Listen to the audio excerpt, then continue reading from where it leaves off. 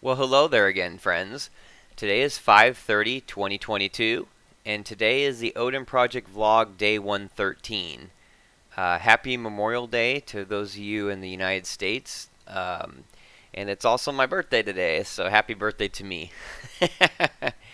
um, anyway, I just want to put a video out today because I've been working pretty hard on this the last couple days, and especially yesterday.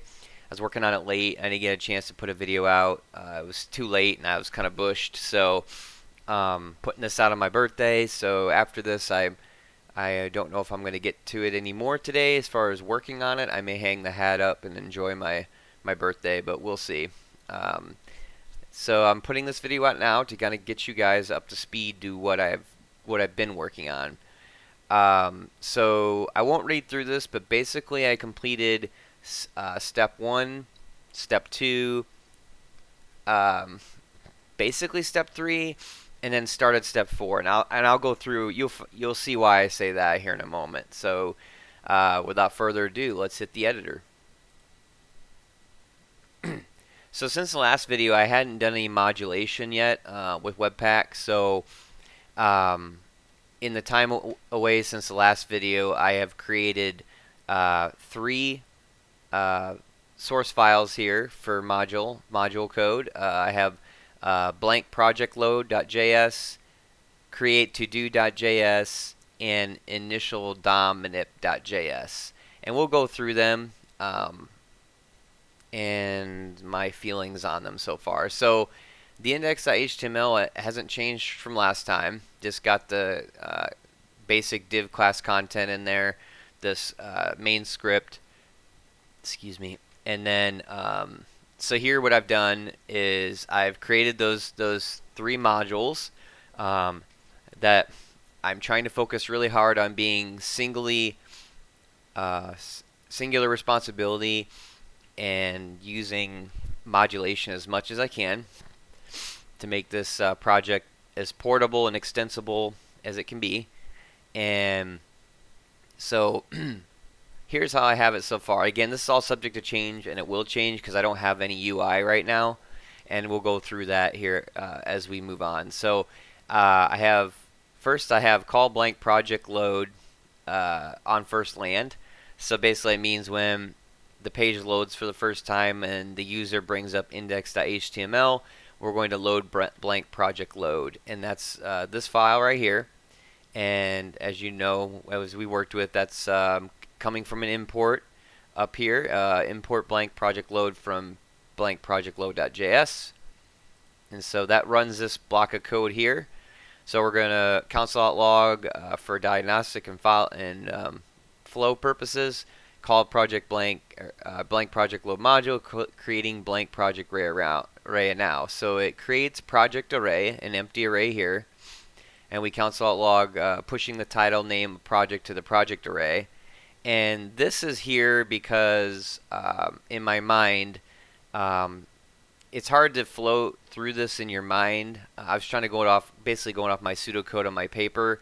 None of this has been worked out in the UI yet, so it's just all. That's why I have so many console logs, so I can kind of follow the code. At this point in my mind, why I wrote this is at this point in the blank project load, we don't have the user has not put in any in my mind anyway. The way I'm thinking of it, the user has not put in any to-dos yet. They haven't created any projects, so we want to give it a default title. So I created a variable called project title and gave it the value of a string default project. And then all I'm doing here is I'm pushing the project title as a property into the projects array that I created here. Excuse me. And then console logging out that just so you can see it. And then returning the projects array as a property and the project title as a property back out to the export to be used elsewhere. And so that's essentially what that's doing, and that's why I have that default project. So, and that's also why I named this blank project load, because it does say in the requirements that we went over in the last video that there's the expectation that when the page loads, there's going to be a default project loaded automatically for the user to get started on. That's essentially what my thought process is with this whole chunk of code. So going back to the index, then we're going to pass on the call to the DOM manipulation module to control UI. And this is initial DOM. It's the same type of thought process. This is what's going to be initially pushed out to the user before they have interacted with anything on the page. So here's the initial DOM manip. We have DOM for the heading. So again, we're just like last time in the last project, we have content div that's going to target the content query selector class, creating a heading with an H1, and we're adding in the title text of to-do web app. And basically this was essentially in my last video, this was on the index.js page, and basically I moved it over here to its own module and changed the variables to mean something a little more meaningful, and then we're appending the child heading to content div. And then here is the DOM for the default project load, and this is basically loading to the page the blank project load that we just talked about. And so it presents it to the user to do something with it. I have quite a bit of work yet to do with this, and I'm not even sure I exactly like what I have here, because long story short, I was unable to figure out how to target the project title string that's inside the projects array here by putting it in text content. I kept getting, at best I was getting object, otherwise I was getting nothing. And so when I exposed the project title string, as I did here, I was then able to do dot project title and target that, and that's what shows up right here on default project. So that little text there is just the output of the name of the project that's loaded. Again, this is rough cut. There's no CSS, obviously. There's no UI set up. This is just me making a quick first attempt at some DOM to try to get something on the page so that I could see what was going on. And we'll go through all this here. I was kind of jumping ahead, but I wanted to show you what it was doing in the browser. So that's what that's doing, is putting that text content out there, and then we're appending projects info div to content div. Heading back to index.js, after that I have a to-do to make a quick event module here for to-do and project creation. So the idea here is kind of like we did in the last project. We're going to have a module that will do control and manage all the click events. So in my mind, I'm thinking I'm going to have multiple buttons for like create a to-do, create a project with maybe like a project drop-down selector, append a to-do, move a to-do, those sorts of things. It's all not going to be right here, obviously, because we're modulating it, but the click events themselves will probably live here, and then they'll call out the modules, and then this eventually will leave. This is the calls to create the to-do calls to create the to-do.js module file and apply some objects and properties. And I even put in the comments, this will eventually be replaced by UI input.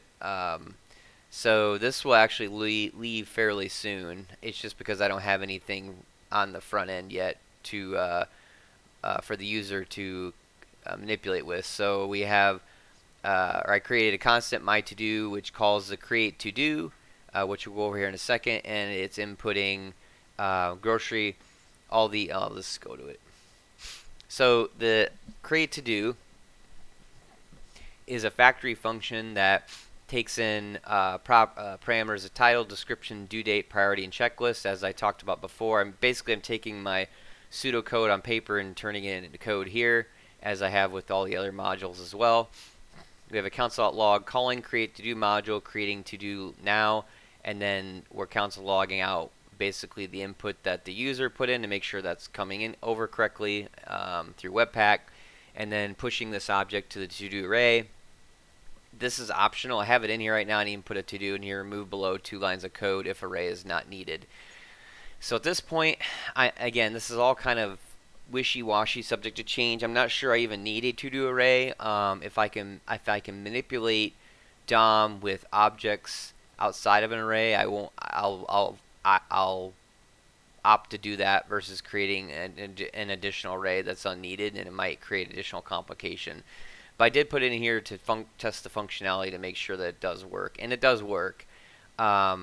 I don't entirely love that part because as it sits currently, I don't have any way to access this array because, as you can see, the array is a global array within this module, but I can't access it on an export because it's not inside an export, and I don't have it inside the return statement. And if I did put it inside the return statement, I've tried it.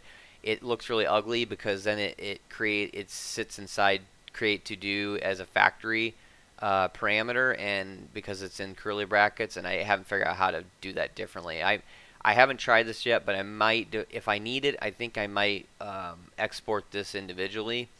We'll see, because I'm trying to also keep one module doing one thing.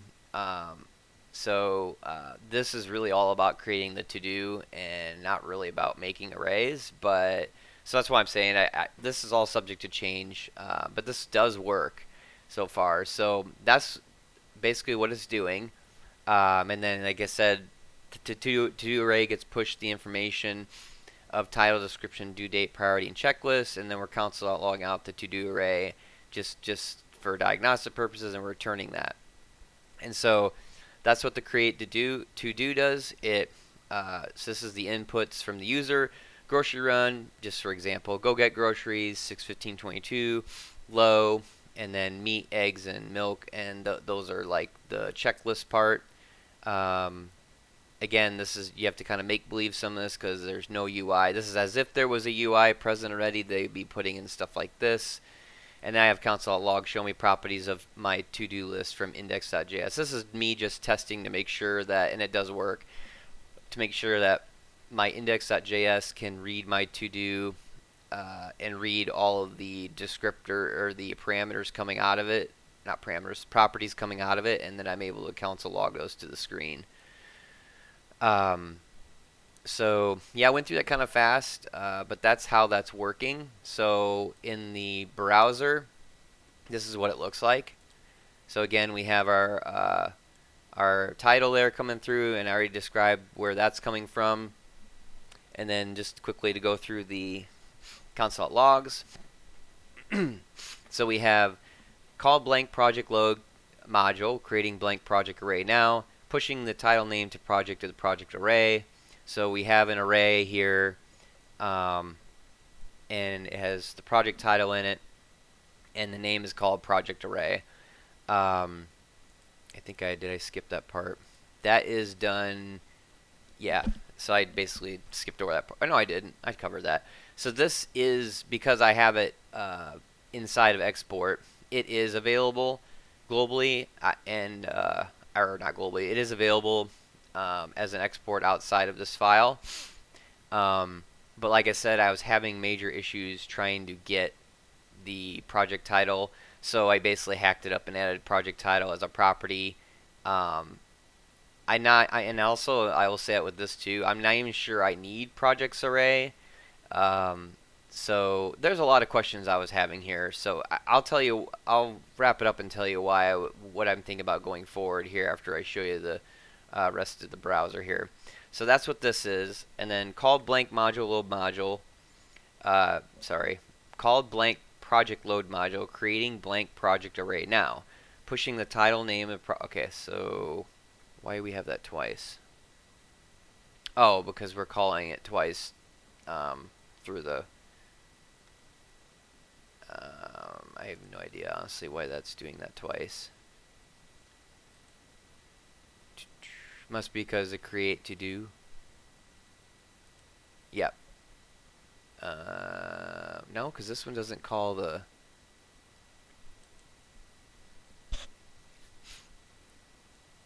I don't know why that's coming up twice, to be honest with you.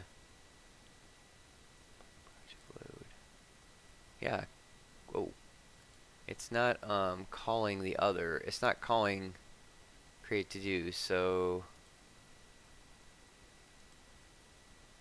calling blank project load from initial dominant. Okay, whatever. I'll have to look at that. So we have called the create to do module, creating to do now. So we have an object of grocery runs. This works great. This is the first thing I worked on. So it's creating the to do. There's the checklist: meat, eggs, and milk. Description: go get groceries. Due date. This is all just hard coded in as you've seen.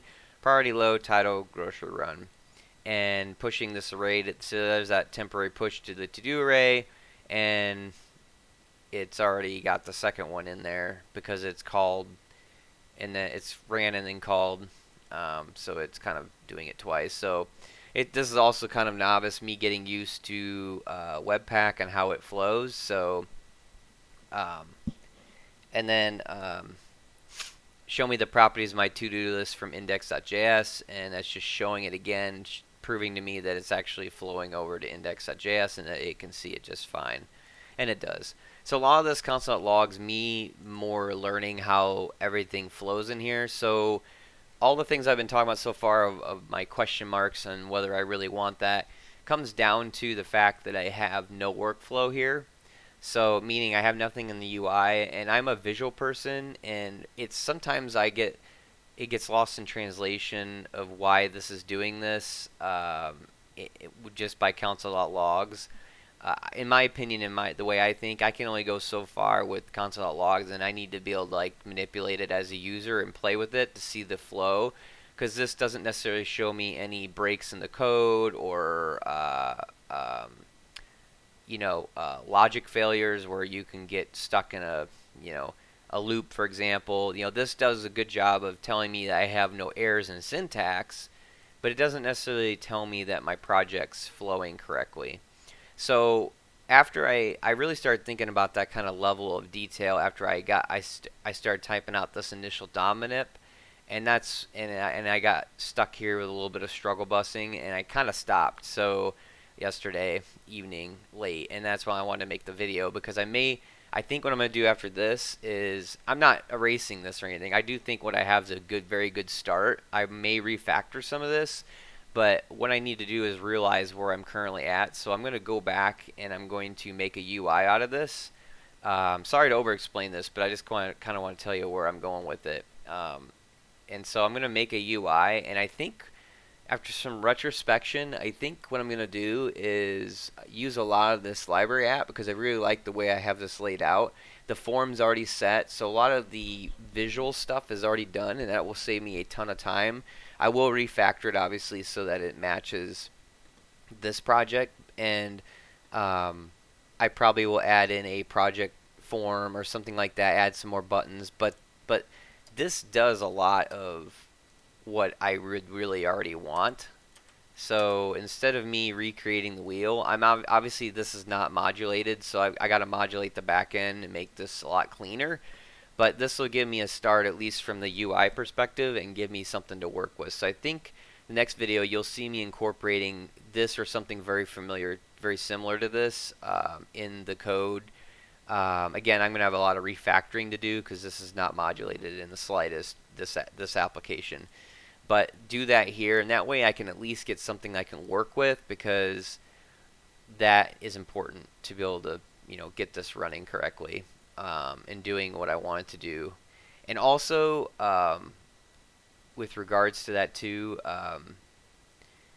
I think I am going to figure out in Webpack there is a way to, and I talked about in the last video or maybe 2 videos ago about creating a source map where, so if you get, I don't have any now, but if you get errors in this browser, it doesn't tell you where they're coming from. If you're lucky, you'll get something over here like this, because I had renamed my dominip.js to initials, so this was giving me errors, but I already knew that, so I knew where to go to fix it. But sometimes you'll get Webpack won't give you an error because everything is good for what it cares about, but yet you'll get a syntactical error in your browser, and it won't. I don't have any on here to show you, but it won't tell you where it's coming from. Because it's coming from main.js, which, if you see here, is just gobbledygook mess on one line, and it's all been refactored and compiled by Webpack, and so console log e, like, your variables are now been changed and everything, so you really don't know what's going on. And so you can actually do a project map, or a source map, excuse me, where it will then spit out in the browser what module is giving you the problem so you can go fix it. And so I think I need to figure out how to do that, because going forward I need to know where my problems are, especially as this gets more complex and I add more modules to it. I need to know exactly where the problem is, otherwise I'm going to be wasting a lot of time trying to figure out, basically reverse engineering that output, that Webpack output. And I've done it a few times and it's not fun. You can do it, but it takes a little bit of effort. But so I need to research that a little bit more. So sorry this is real wordy video, but I just kind of want to get you guys updated where I'm at. I don't hate what I have. It's just there's a lot of holes that need to be filled in, and I think I can answer a lot of my own questions and where I want to go with the project once I get some basic workflow going here, and I get some, some buttons and stuff that I can click on to see what, to see the flow, I guess. So not to belabor that point anymore. I've showed you everything where I'm at right now. So next video I'll be doing UI and probably figuring out the source map and then showcasing that to you guys. And if I have to use that third-party plugin I mentioned in the last video, then so be it. But I'll do some more deeper research on that first to see if I can keep it all in-house in Webpack, because that would be ideal. So, with all that said, please like, share, and subscribe, and for more content. And let me know in the comments section how you guys are doing and how you're tackling this. And with all that said, until next time, see ya.